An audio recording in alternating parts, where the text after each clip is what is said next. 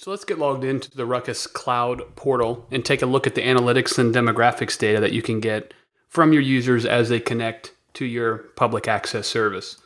So I'm going to go ahead and log in, and you'll see when I'm first logged in, I'm going to get presented with a dashboard overview.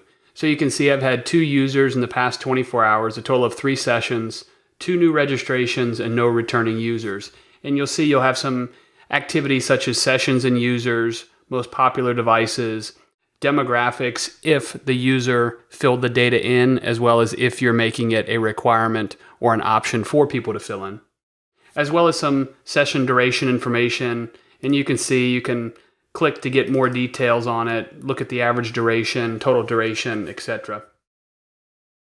I obviously can filter by week, month, year, or a selected date range. So if I want to look for, just stuff today, I could simply put in the 10th, click the button, and I'm getting data just for today. Now I can drill into specific analytics by clicking on the analytics section, going to activity, and selecting from the options here. So if I want to go to operating system, I can see I've had 3 iOS devices that have been connected. I can look at a device list to see what type of device. So you can see I've had 1 each on both an iPad and iPhone.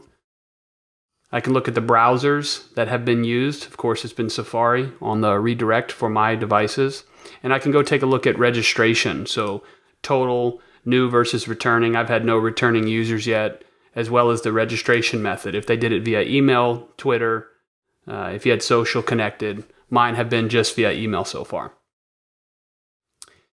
Now I can also look at the network and see which access points are connected. This gives me a quick view to see. I've got 1 access point that was auto-discovered, and the last authentication date and time is listed here as well.